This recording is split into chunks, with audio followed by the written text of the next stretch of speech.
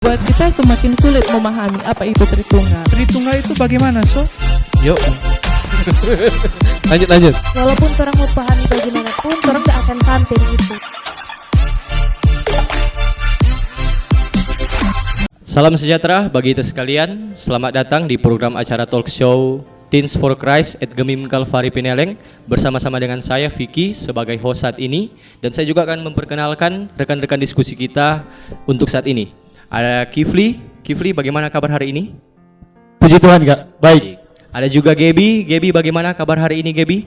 Luar biasa. Ya. Jadi Gebi dan Kifli ini adalah teman-teman remaja yang mewakili remaja Jemaat Gemim Kalvari Pineleng untuk mengambil bagian dalam diskusi saat ini. Ada juga kakak pembina kita, ada Kak Stacy. Kak Stacy, bagaimana kabar hari ini, Kak? Puji Tuhan, luar biasa. Ada juga penatua kita, penatua remaja Jemaat Gemim Kalvari Pineleng, penatua Rinal Domema. Bagaimana Pena kabar hari ini, Pena? Puji Tuhan, diberkati. Ya. Dan tak lupa juga kita akan memperkenalkan narasumber kita untuk acara dan diskusi saat ini, yakni Bapak Pendeta Brando Kondoy. Bagaimana kabar hari ini, Pak Pendeta? Baik, puji Tuhan. Ya. Teman-teman, sebelum kita masuk dalam diskusi, kita ingin tahu dulu kenapa kita melakukan acara ini, apa yang melatar belakangi acara ini dilaksanakan. Untuk itu, saya akan serahkan kepada Penatua Rinaldo Meba untuk menjelaskan apa alasan kita melakukan atau menyelenggarakan acara talk show ini. Oke, thank you, Vic.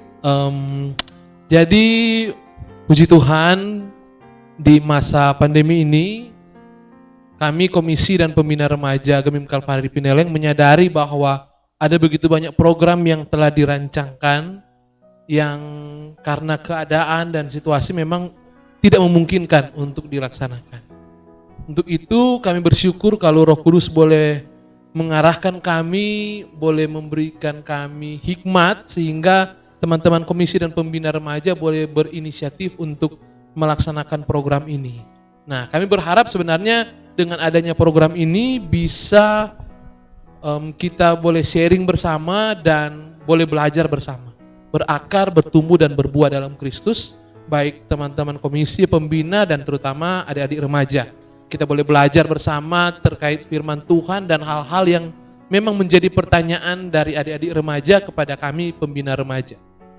Begitu, kurang lebih seperti itu, Vic. Ya.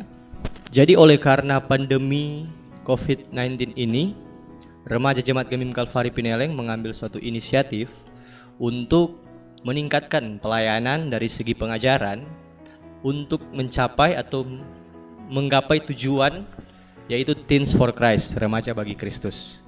Agar supaya baik remaja maupun pembina yang melayani, kita semua dapat berakar, bertumbuh dan berbuah di dalam Kristus. Yoi. lanjut. Nah, saat ini kita akan masuk dalam diskusi, teman-teman. Apa yang akan kita diskusi, apa yang akan kita pelajari hari ini? Kita akan belajar bersama tentang salah satu doktrin atau salah satu ajaran dalam kekristenan. Dan katanya bagi orang banyak, ajaran ini adalah ajaran yang sangat sulit, yaitu kita akan belajar mengenai doktrin atau ajaran tentang Tritunggal, Allah Tritunggal. Menurut teman-teman, apa sih itu Tritunggal? Kalau secara sederhananya, kata Tritunggal terbagi dari dua kata, Kak. Dari tri yang berarti tiga dan tunggal yang berarti esa atau satu. Jadi Tritunggal itu 3, 1. Tapi pertanyaannya, apa sih itu 3? Apa itu 1? Yang dimaksud tiga itu pribadi, yang tunggal itu hakikat. Jadi doktrin Allah Tritunggal itu berbicara tentang 3 pribadi, 1 hakikat. Tapi apakah menurut kalian dengan penjelasan seperti itu sudah cukup untuk menjawab kebingungan atau ketidaktahuan orang-orang banyak? Tentunya ini belum bisa menjawab apa-apa, karena ini suatu doktrin atau suatu ajaran yang sangat-sangat sulit. Tapi pertanyaannya, apa sih kesulitan apa yang akan kita dapati ketika kita akan belajar doktrin Allah Tritunggal ini? Menurut kalian kesulitan apa yang akan orang dapati ketika memahami doktrin ini? Kesulitan dalam kita memahami betul apa doktrin Allah Tritunggal itu salah satunya menyadari bahwa manusia adalah ciptaan yang terbatas, sedangkan Allah Bapa kita adalah tidak terbatas. Nah, mungkin hal ini menjadi satu keterbatasan kita untuk memahami doktrin Allah Tritunggal ini. Dan selain itu, ketika kita mungkin sangat terbatas dalam pengetahuan tentang baik dari sejarah maupun tentang Alkitab, kita menyadari bahwa di dalam Alkitab secara harafiah tidak ada kata Tritunggal ternyata. Dan itu mungkin yang membuat kita semakin sulit memahami apa itu Tritunggal. Seperti itu. Jadi betul sih, menurut Stacy, memang kalau orang mau cari Alkitab memangnya ada Tritunggal yang toh. Tapi dari kecil kalau kita pribadi Pak Pendeta, kita so dengar no, bahwa orang itu menyembah Allah yang esa, tapi ada 3 orang itu esa. Nah, jadi cuma sampai di situ dang.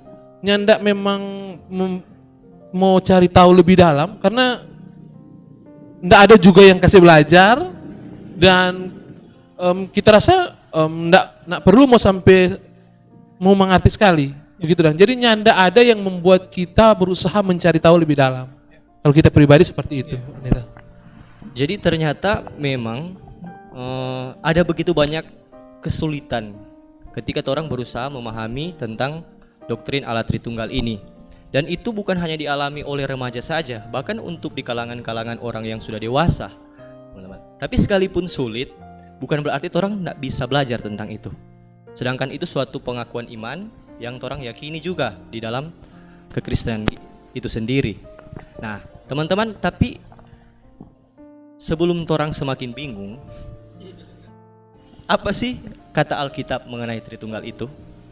Dan untuk itu, kita akan berikan kesempatan kepada narasumber kita saat ini, yaitu Bapak Pendeta Brando, untuk menjelaskan, memberi pengantar untuk diskusi kita saat ini, agar supaya diterangi oleh kebenaran firman Tuhan. Terima kasih Vicky dan teman-teman. Mengapa kita belajar Tritunggal? Kalau belajar ini membuat kita menjadi rumit, menjadi sulit, pikiran kita tidak sampai. Tetapi izinkan saya memakai satu analogi. Kalau kita menyayangi seseorang, kira-kira kita ingin mengenalnya lebih dalam atau tidak? Betul. Ingin mengenalnya lebih Pasti, dalam, bukan? iya. Penatua Inal dengan istri pasti ketika menyatakan kasih, menyatakan juga bahwa ingin mengenal satu sama lain, bukan? Betul.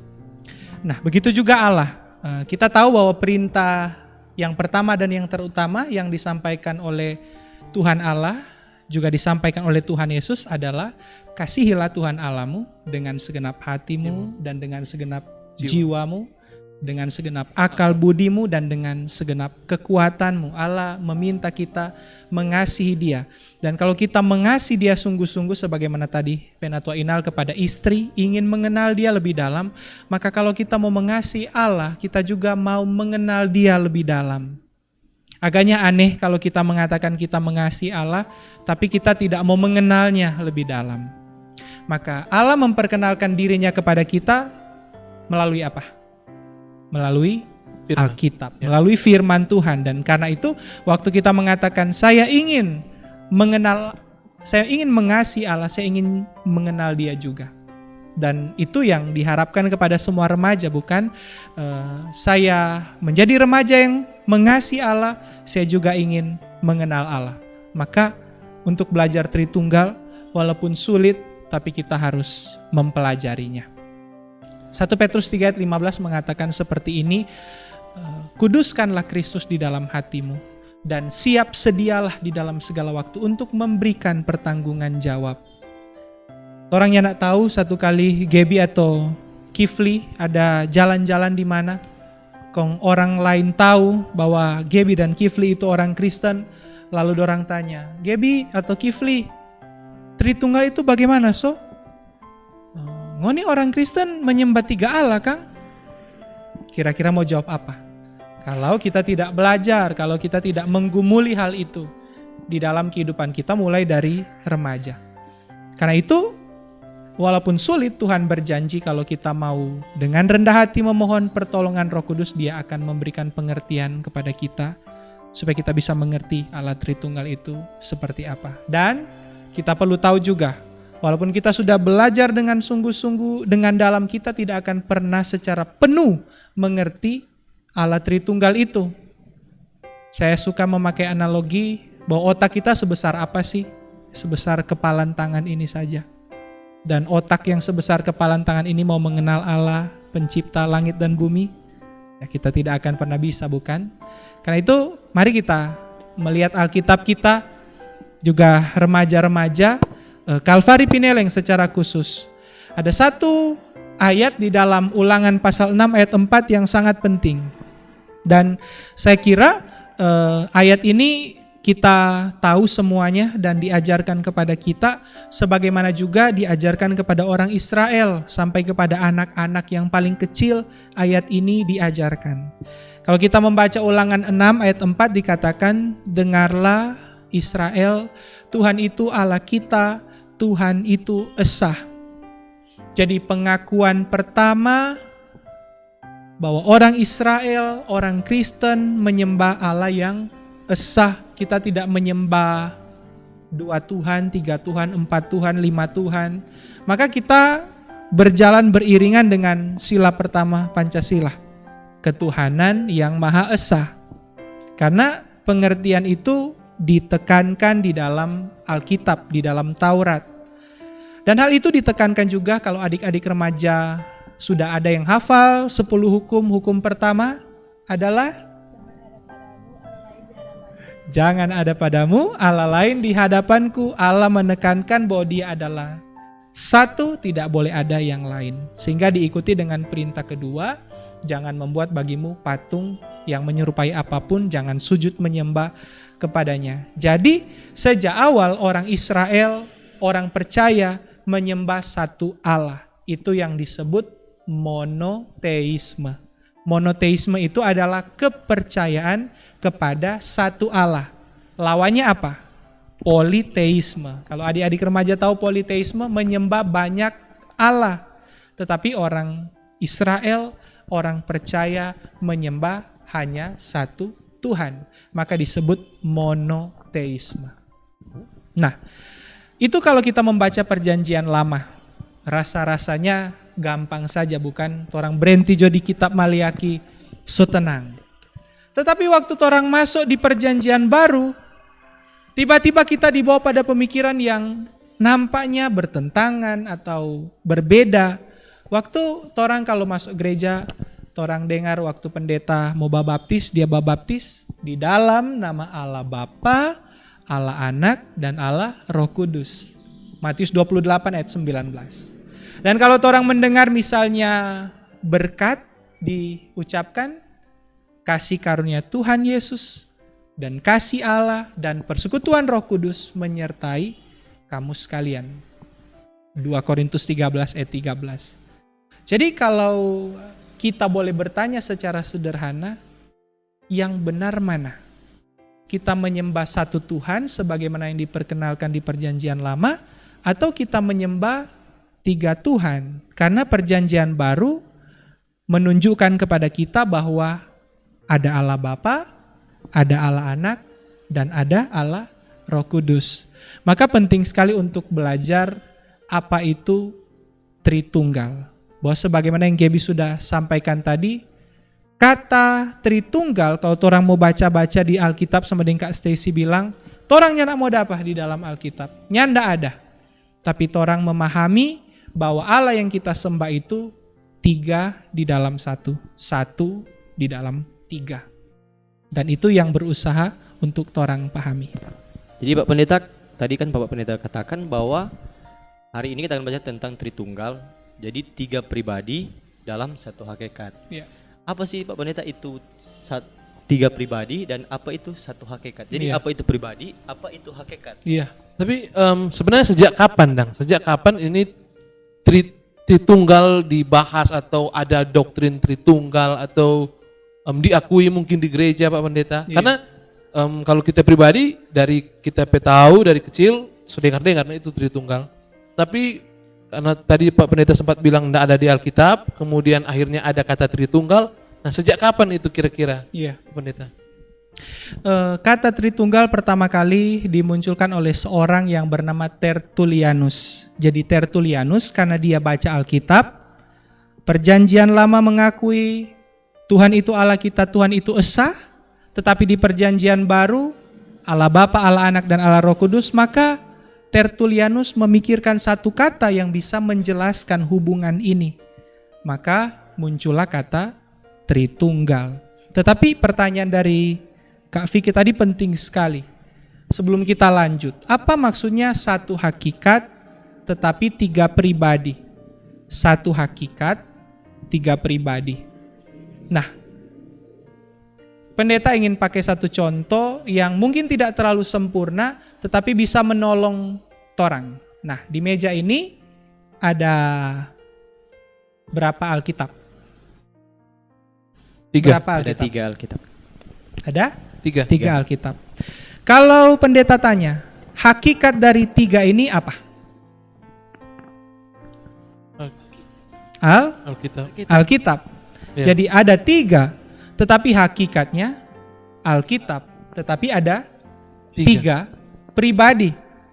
Dan 3 pribadi itu berbeda, bukan? Yang ini berbeda, yang ini berbeda, yang ini berbeda. Tetapi waktu tanya, hakikatnya apa?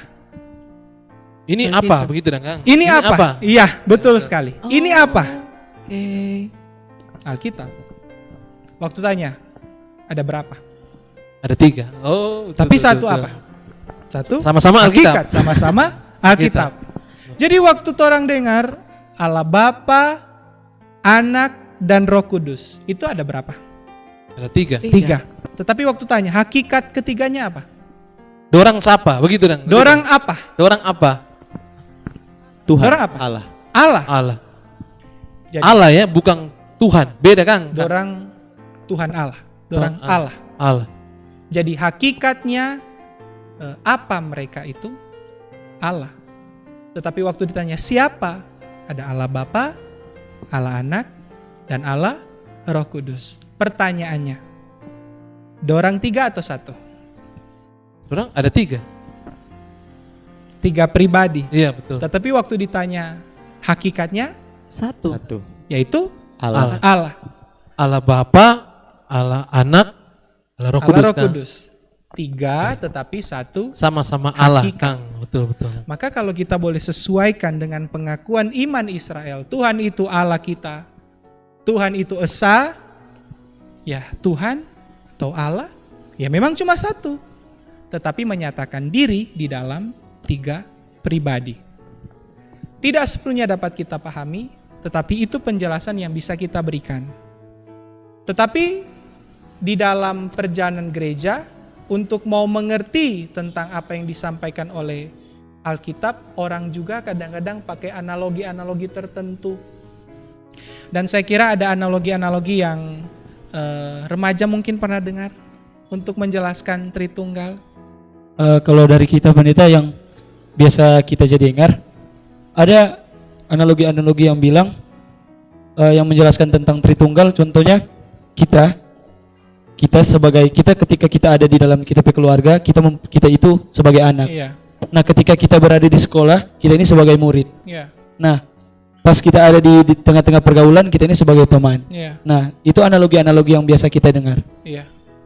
Walaupun itu analogi yang biasa kita dengar, tetapi sesungguhnya kalau kita belajar sungguh-sungguh, itu adalah analogi yang salah, analogi yang keliru.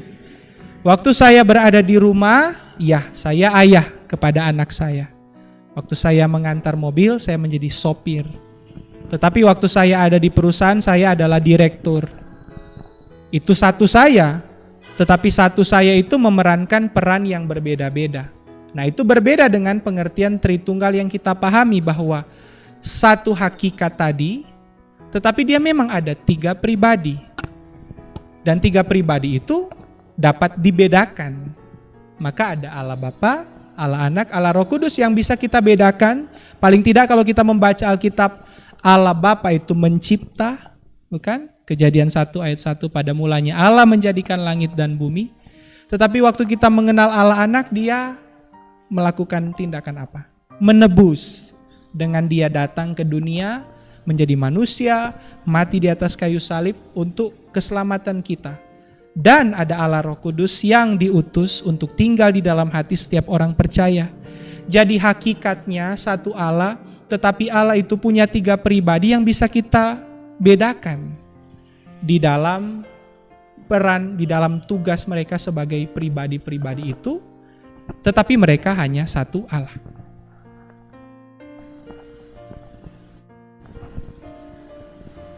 Pak Pendeta, saya punya pertanyaan. Bagaimana kita sebagai remaja atau sebagai ciptaan Tuhan, bagaimana jika ada pemimpin gereja kita atau mungkin pendeta atau mungkin pembina remaja memberikan pemahaman yang salah mengenai Tritunggal? Bagaimana kita menyikapi hal tersebut? Iya.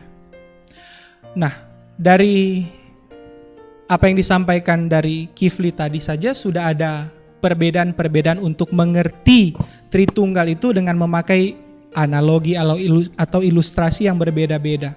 Bukan cuma analogi tadi, ada orang yang berpikir begini, untuk menjelaskan Tritunggal karena Bapa itu Allah, Anak itu Allah, Roh Kudus itu Allah. Mencari analogi atau ilustrasi yang bisa dipakai untuk menjelaskan hal itu. Misalnya air, uap, dan es. Waktu air dipanaskan jadi uap. Waktu air didinginkan jadi es. Jadi orang mencari-cari analogi untuk menjelaskan Allah Tritunggal, tetapi analogi-analogi itu juga keliru misalnya. Dan seperti pertanyaan Gaby tadi, bisa jadi ada pendeta atau kakak pembina atau siapapun yang mengajarkan kepada kita yang mungkin berbeda dengan pengertian yang benar. Nah, tanggung jawab kita adalah terus kembali kepada firman Tuhan, mencari dari sumber utama dengan bantuan buku-buku yang baik, tetapi juga bertanya kepada orang-orang yang kita tahu sudah terlatih, sudah belajar dengan sungguh-sungguh, supaya kita bisa mendapatkan pengertian yang benar, lalu kita bisa berdiskusi dengan siapapun itu yang mungkin berbeda pendapat. Dan mungkin di sini kita bisa masuk terhadap satu peristiwa yang pernah terjadi di dalam sejarah gereja. Karena di dalam perjanjian baru orang menemukan bahwa Bapa itu Allah, Anak itu Allah, Roh Kudus juga Allah.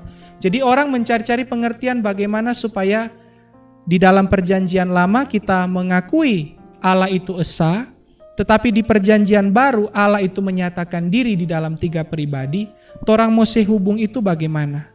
Supaya torang tidak mau dikatakan, oh orang Kristen menyembah 3 Tuhan, orang Kristen menyembah 3 Allah. Maka muncullah orang-orang tertentu di dalam sejarah gereja misalnya. Ada seseorang yang dia punya nama Sabellian. Dan Sabellian ini berusaha untuk menjelaskan Tritunggal itu seperti yang dikutip oleh Kifli tadi, bahwa dia satu pribadi tetapi berganti-ganti peran, supaya dia tetap mengatakan bahwa dia adalah satu Allah. Tetapi pengertian dari Sabellian itu salah, karena Allah itu satu tetapi memang 3 pribadi. Kalau contoh yang diberikan oleh Kifli tadi, satu pribadi yang berganti-ganti peran, 3 fungsi. Semacam orang yang bermain drama tetapi kemudian berganti-ganti peran, ya itu cuma satu.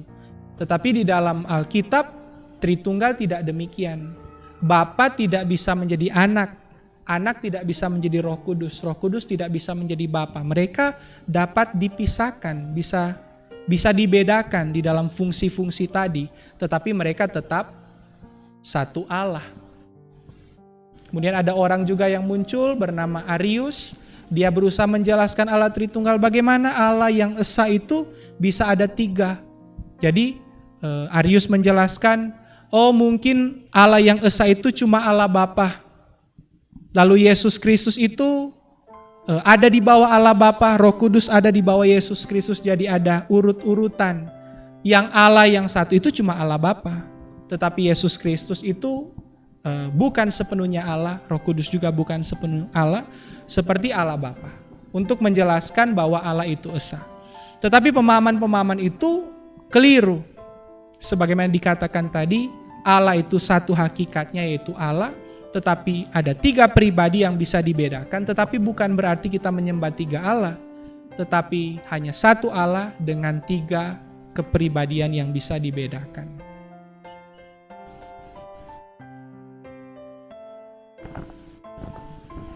Jadi Pak Pendeta, apakah polemik-polemik yang terjadi mengenai Allah Tritunggal ini hanya terjadi di masa Athanasius dan Arius itu, atau juga ini terjadi di masa-masa abad gereja pertengahan? Iya. Di sepanjang sejarah gereja, setiap orang bergumul dengan Alkitab. Waktu saya membaca Alkitab, bisa jadi pengertian saya berbeda dengan pengertian Kak Inal. Demikian juga orang ketika mendekati doktrin Allah Tritunggal, orang bisa membaca bahwa Allah Bapa itu Allah, Anak itu Allah, Roh Kudus itu Allah, tetapi punya pengertian yang keliru seperti yang saya sebutkan tadi. Mereka mengurutkan Allah Bapa di atas, Allah Anak itu kedua, Allah Roh Kudus itu ketiga, dan bukan setara. Itu berdasarkan apa yang disebut interpretasi atau hermeneutik. Maksudnya waktu membaca Alkitab, kita mau mengerti ini bagaimana. Dan masing-masing orang bisa punya pemahaman yang berbeda. Karena itu di dalam sejarah gereja, supaya pemahaman kita sama, dimunculkan apa yang disebut pengakuan iman. Yang torang so hafal sekali, pengakuan iman rasuli. Maksudnya pengakuan iman itu dimunculkan supaya torang punya keyakinan itu ada keseragaman.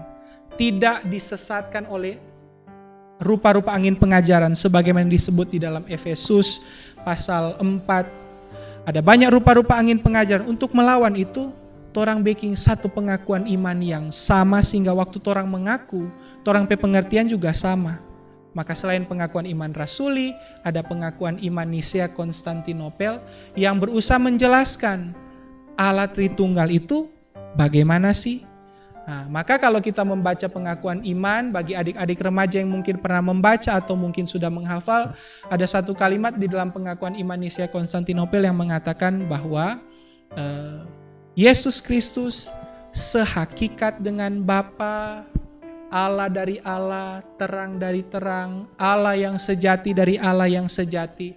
Mungkin remaja-remaja tidak terlalu mengerti kalimat ini, tetapi waktu dipakai kalimat itu mau menjelaskan bahwa Yesus Kristus juga Roh Kudus sama dengan Allah Bapa, sama-sama Allah.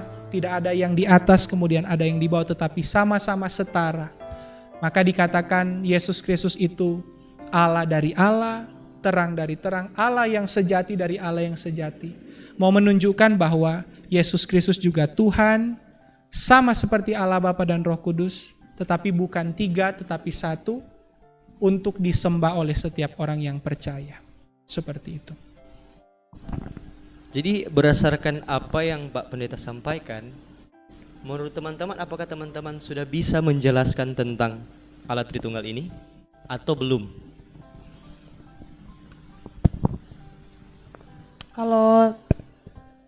Kalau saya pribadi, kalau menjelaskan secara sederhana mungkin bisa, tapi kalau menjelaskan secara keseluruhan seperti yang Kak Stacy bilang, torang juga kan punya keterbatasan toh. Jadi walaupun torang mau pahami bagaimanapun, torang tidak akan sampai di itu, karena torang juga punya keterbatasan yang tidak akan menggapai Tuhan itu. Jadi mungkin kalau menjelaskan secara sederhana bisa, tapi kalau memang sudah semutlak itu belum. Kalau misalnya ini ketika torang keluar, torang berjalan bertemu dengan orang, ketika ada orang bertanya tentang Allah Tritunggal kepada torang dengan menyampaikan bahwa torang orang Kristen itu menyembah 3 Allah. Bagaimana teman-teman menjawab itu? Bagaimana torang mempertanggungjawabkan seperti apa yang Pak Pendeta katakan, bahwa torang harus mempertanggungjawabkan mengenai hal itu. Mungkin sampai sesi ini saja torang masih belum paham. Torang masih ada banyak kebingungan mengenai doktrin Allah Tritunggal ini. Untuk itu bagi kita semua, tetapi juga bagi teman-teman yang ada di rumah yang sedang menonton, yang masih dalam keadaan bingung, tetap terus setia menyaksikan video-video yang akan kami bagikan. Dan di episode yang pertama ini sampai di sini dulu. Nanti setelah ini kita akan belajar tentang Allah Tritunggal dalam pemahaman yang benar yang dipegang oleh gereja sampai hari ini. Sampai jumpa, salam sejahtera bagi kita sekalian. Shalom.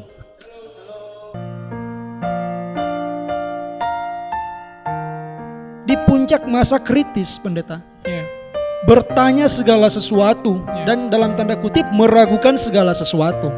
Nah, bagaimana tugas gereja, Pak Pendeta, untuk menjawab kebutuhan remaja ini ya? Karena berjumpa dengan berbagai macam informasi. Nah, dan seringkali apakah rasa penasaran adik-adik remaja ini apakah ini dijawab oleh orang tua atau gereja atau tidak?